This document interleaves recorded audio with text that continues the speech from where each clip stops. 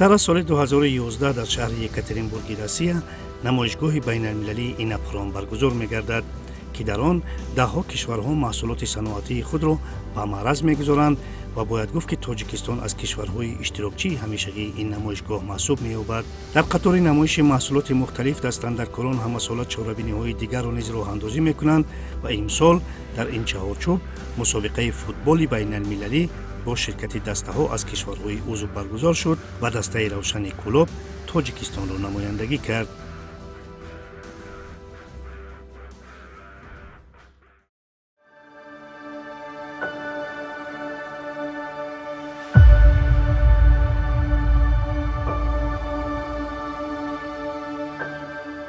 دوستان عزیز، ما در فرودگاه بین‌المللی شهر دوشنبه قرار داریم. گپ سر اینکه ما حال حاضر سفر داریم به شهر یکاترینبورگ روسیه.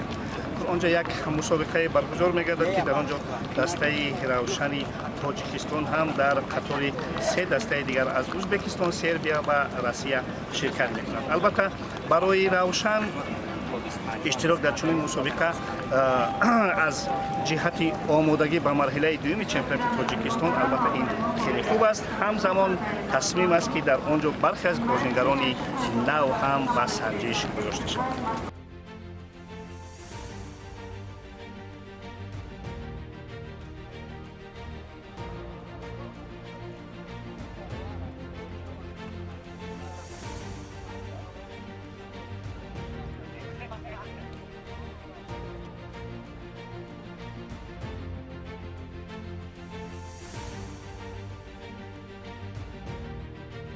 این نکته را باید ذکر کرد که سفر توسط خط‌سیر چارتری صورت گرفته تمام خراجات آن و البته بود و باش دسته ها از حساب میزبان بود. اما در سفربر کردن روشن به این مسابقه با نفوذ البته سهم فدراسیون فوتبال تاجیکستان و سرپرستانی دست کلان بود.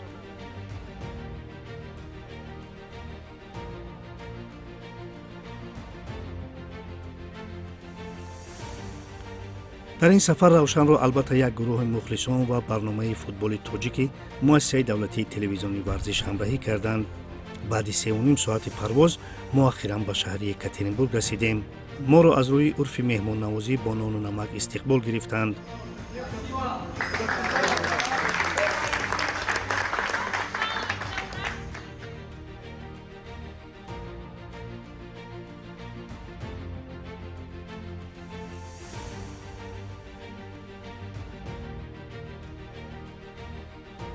автобуси махсуси мо ки аллакай дар он нишони дастаи равшан насб карда шуда буд, моро то меҳмонхонаи 5 ситорадори конгресс отели шаҳри екатеринбург бурд.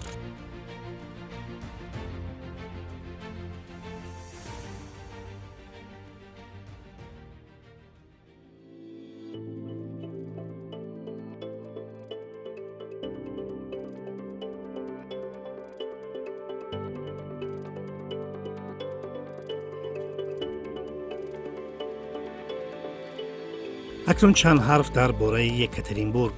یکاترینبورگ چهارمین شهر کلانترین روسیه بوده در بالای 7 تپه بنیاد شده است. شهر سال 1723 تأسیس یافته. از نام شهر معلوم است که آن اسم ملکه یکاترینا دو را دارد. از روی حجم استحصال محصولات شهری یکاترینبورگ در روسیه در مقام سیوم می‌ایستد. در این شهر ده‌ها کارخانه‌های استحصالی فعالیت کرده، مرکزهای فرهنگی، دلخوشی، تئاتر و پارک‌ها نیز در خدمت مردمند.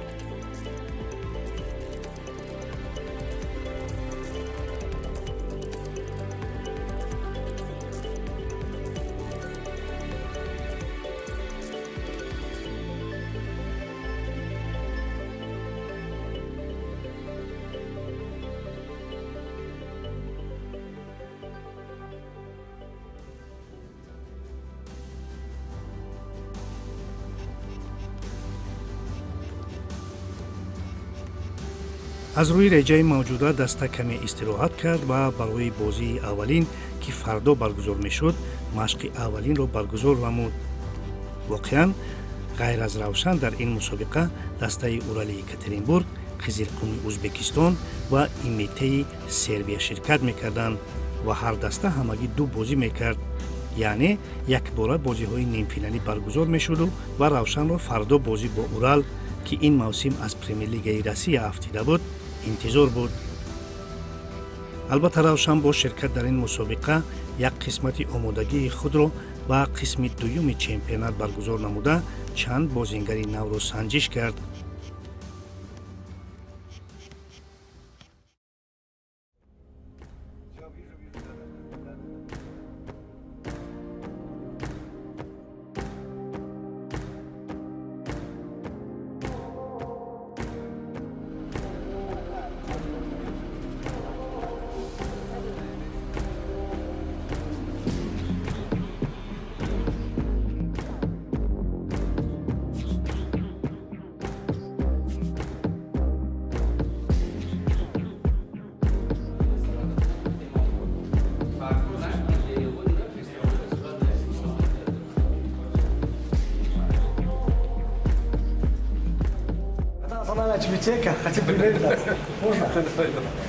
Вам очень идет. Вам очень.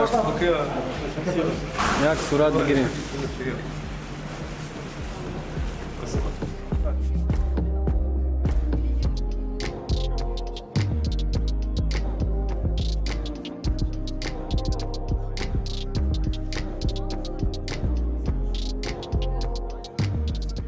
варзишгоҳи Екатеринбург арена майдони хонагии дастаи Урал баъд аз чанде дар чаҳорчӯби ин мусобиқа бозии аввалин баргузор мегардад ва дар ин ҷо Урали Россия Равшани Тоҷикистонро қабул мекунад. Ва ҳоли ҳозир чӣ гуна дида истодаем, бозингарони дастаи Равшан ба майдон омаданд ва албатта ин ҳамун меъёри мавҷудае ҳаст ки бояд иҷро шавад ва соати 13 اینجا بازی شروع می شود و یک نکته رو باید ذکر کنیم که هم وقتی یکترینبورگ و هم وقتی شهر دوشنبه کاملا فرق ندارند.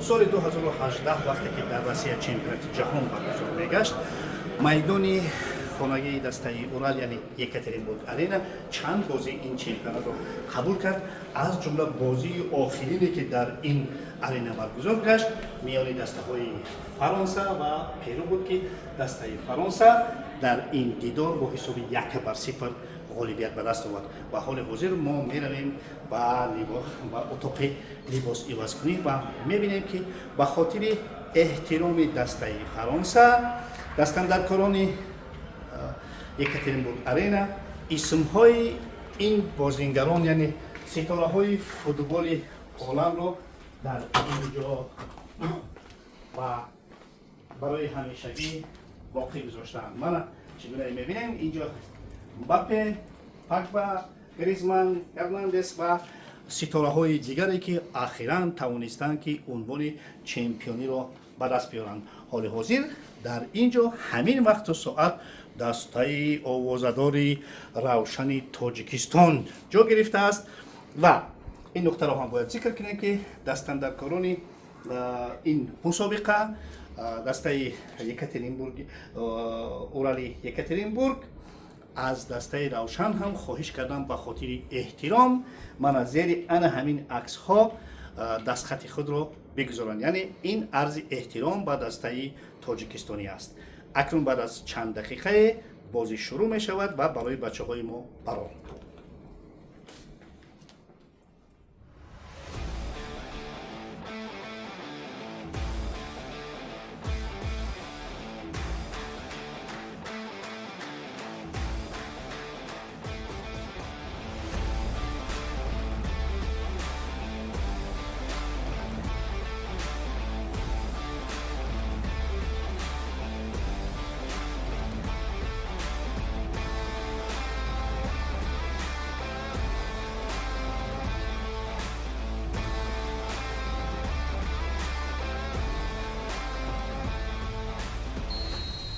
албатта барои равшан бозӣ бо урал ки ба қавли дусару гардан дар касбият боло буду муқобили равшан ҳайати асосии худро ба майдон баровард, бозӣ мушкил буд.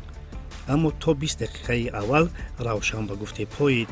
аммо дастае ки ҳамагӣ чанд моҳ пеш муқобили спартаку зенит, цскау динамо бозӣ мекард, аз худ дарак дод ва урал ҳисобро кушод. аммо равшан кам намеомад ва дар як ҳолат агар бахтиёр зарипов ҳолати худро истифода мекард, шояд бозӣ комилан ранги дигар мегирифт. аммо касбият аст ва муқобили ионов, егоричев, италову каштанов бозӣ кардан кори саҳлу сода набуд ва ахиран равшан ин бозиро бо ҳисоби 5-0 бохт.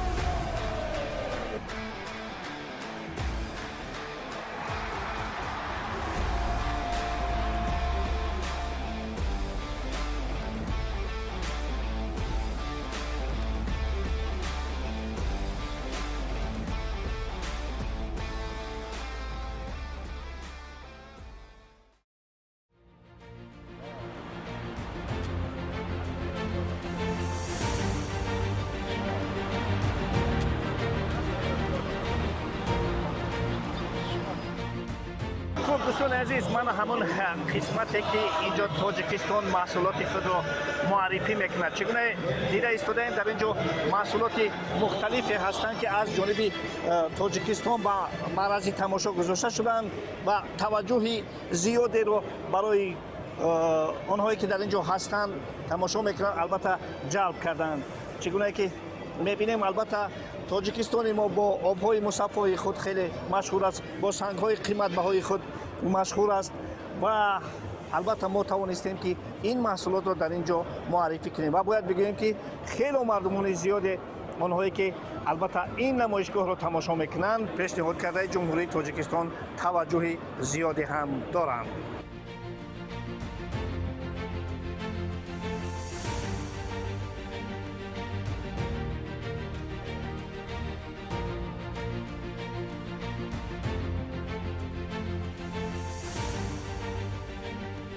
توجه آنهایی که با این از این نمایشگاه دیدن میکنن چه خیر است با محصولات ما؟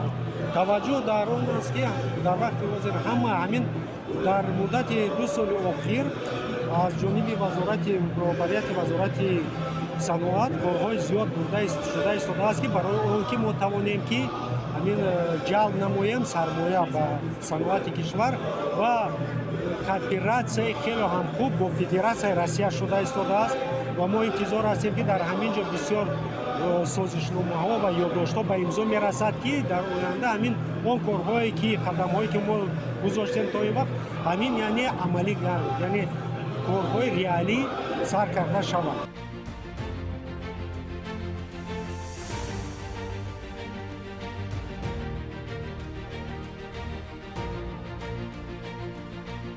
بعد از چند کنفرانس مطبوعاتی مربیان دسته‌های شرکت کننده این مسابقه برگزار می‌گردد. به حال حاضر ما به این تالار وارد می‌شویم و می‌بینیم که چگونه پرچم‌های دولت‌های اشتراکی در اینجا گذاشته شدند و مربی دسته روشن امانشاه سعادت سیرف هم آمادگی می‌بیند برای این کنفرانس و برادران ازبک ما هم از دسته قزلقم آمادگی دیده ایستادند.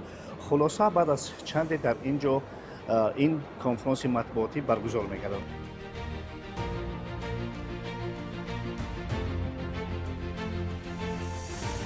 اکنون نمایش درباره فوتبال، درباره انیقترش درباره فوتبال دیروزه فکر نمی‌کنم که همین بازی به قول لایق 5-0 بود.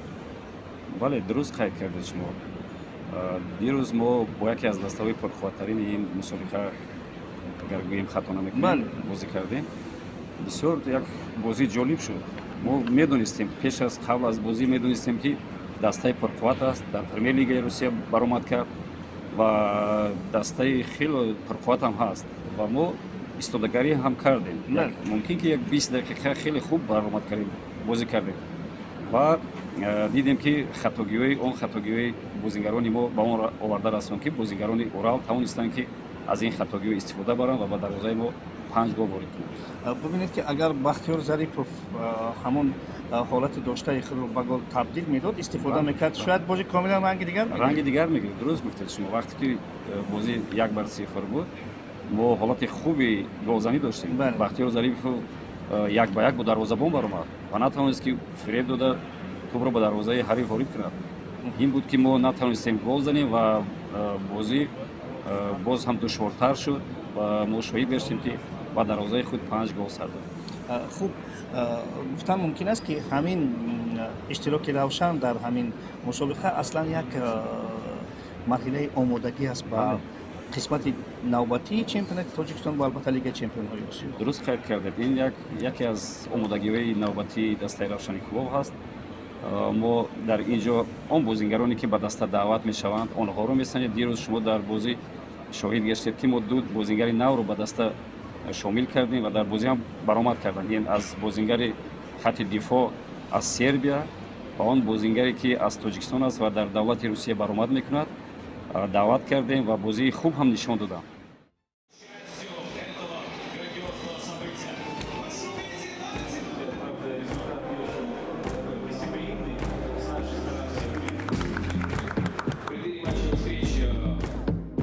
дар раванди ин конфронс аз ҷумла бо иҷрокунандаи вазифаи сармураббии Равшан Амоншоҳ Соодатсайров низ суолҳо дода шуд ки посухҳо низ хеле профессионалӣ буданд. Мы в основном взяли с дублирующего состава молодежи, приехали на этот турнир. И мы ни чуточку не жалеем, то, что обкатываем свою молодежь. Приезжая после турнира домой, мы поедем на север своей страны, и у нас там будет двухнедельный сбор, где мы пригласим 5-6 легионеров. И я думаю, что мы укрепимся и выступим достойно во втором круге своего чемпионата нашей страны. И выступим достойно в Лиге чемпионов Азии.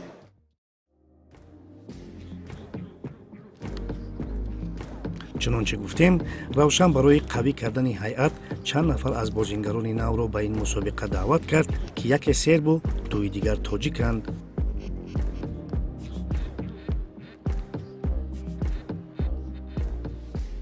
Мой агент Владислав Макаров, он из Украины. Он мой агент, он предложил меня сюда. Они сказали прийти, посмотреть меня, потом, если даст Бог, то все будет нормально, подпишу. А про Равшан раньше знал что-нибудь? Да, конечно, смотрел против Истекова, смотрел матч. Ну, когда уже мне агент сказал, то, что есть вариант полететь сюда, он мне сказал, я сразу зашел посмотреть команду, все, как играют, результаты. Да, недавно вот с Истековым смотрел, чуть-чуть матчи посмотрел. Ну, как приняли? Отлично все, пацаны все хорошие ребята, отличный тренер тоже, президент клуба, все хорошо приняли. Первая игра, как говорится, первый блин комом вышла, да? Да, ну очень тяжелый матч, соперник очень сильный, уже у них за 7 дней уже чемпионат стартует, они уже подготовлены к сезону, уже у них конец сборов, уже чемпионат стартует через 7 дней, они физически очень сильны были и с мячом, нам не хватало игроков. Некоторые игроки остались тоже в Душанбе там. Кристиан, если руководство Равшана согласится с вами подписать контракт, вы готовы? Да, конечно, конечно готов, всегда готов. ягон қарордод имзо кардед ё ки тасмим аст ки дар Душанбе рафта имзо мекунед? Яъни чи аст нақшаҳо? оли шахмат. Фақат санҷиш аст? Фақат санҷиш ва тамрин карда истодем. Ояндаи наздик мекунем. хуб, фикр мекунем ки шумо дастаи Равшанро ва Равшан шуморо хуб мешиносанд, а? мешиносанд. против Равшан бозӣ кардагӣ бисёр дар клуб хеле душвор аст бозӣ кардан. барои ҳамин хушусиёти Равшан беҳтаринанд, дар он ҷо бозӣ кардан беҳтарин аст. барои ҳамин хеле хушҳолам ки дар дастаи Равшан ҳастам. то ин вақт дар Москва бозӣ мекардем? Дар Россия дар куҷо бозӣ мекардем? Нақл ки дар хоҳиш мекардем? бисёр ҷоҳо бозӣ кардагим, дар Химки, дар Курск, дар Тула бозӣ кардагим, дар Беларусия бозӣ кардагим. Бисёр. шуморо чӣ хеле ёфтанд ба қавле? Ки баромад? Зимистон дар Тоҷикистон будам, акай ғайрат ҳамунҷо. دیدم شما شدیم دیدیم فریاد کردن از باری زمستوندا. خوب فکر میکنم که درباره دسته روشن همه چیز میدونی. اوی میدونم. خوب اگر تصمیم قرارداد شود آماده هستی که قرارداد بندی؟ اگر روبریت هم که تصمیم گیرد در طرف ما مثلا تیارم بود در مرحله دوم نصیب خدا خواهد میبینیم ما را و روشن کلوب در لیگ چمپیون ها هم در لیگ چمپیون ها در چمپیون تاجیکستان.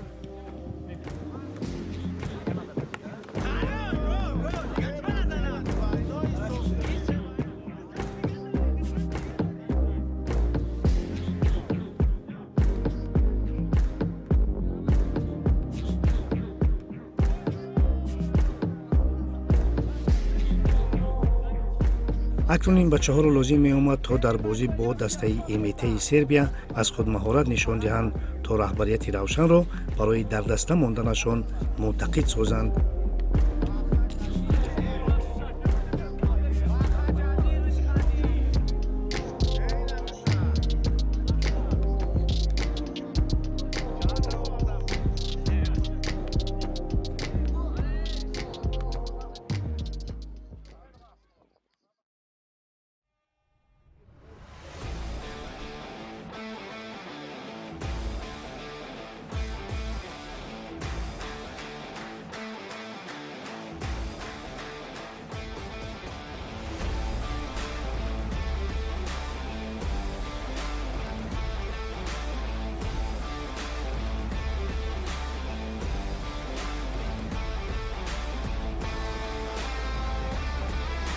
برای تماشای این بازی مهمانان عالی‌قدر از جمله وزیر صنعت و تکنولوژی نوی تاجیکستان شیرعلی کبیر و گوبرناتور ولایت سوردلوفسک یوگنی کویواشف تشریف آوردند.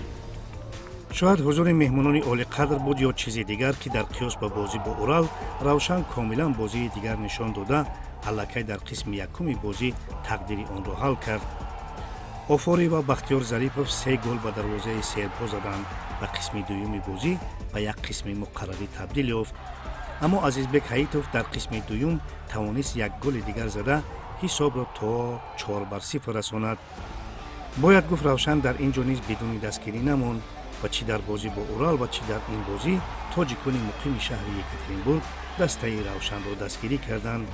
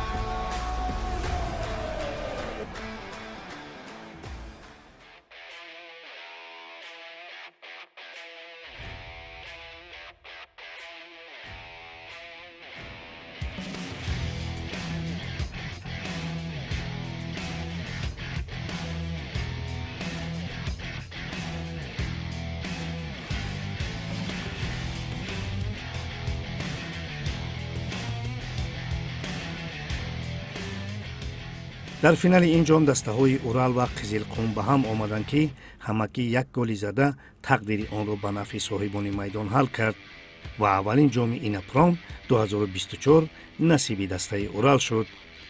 در رسم انجام مسابقه همه دسته های اشتراکی با مدال و مکافات های پولی سرفراز شدند. روشن در این مسابقه مقام سوم را گرفت، اما هدف اصلی روشن سزاوارانه تاجیکستان را معرفی کردن و بازیگران نوی خود را سنجیدن بود که فکر داریم هر دو هدف هم عملی شد.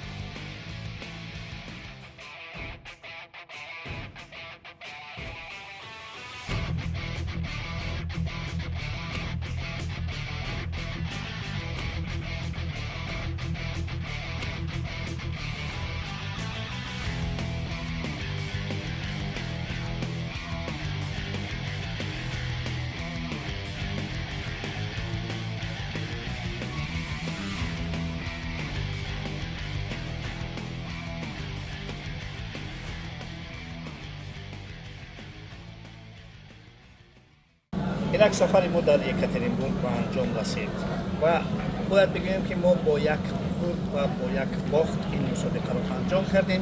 اما هدف اصلی مسابقه روشن در این مسابقه البته از سنجش گذراندن بازیگران نوی خود بود که فکر میکنم ستاد مربیان و راهبریت دسته و این هدف خود رسیدند و کاملا امید داریم که در قسمت دوم چمپیونات ما کاملا روشن دیگر را خواهیم دید.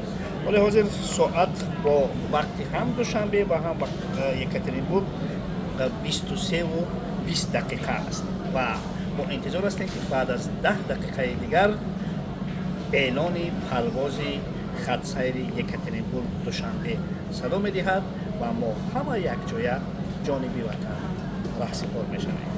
خیر.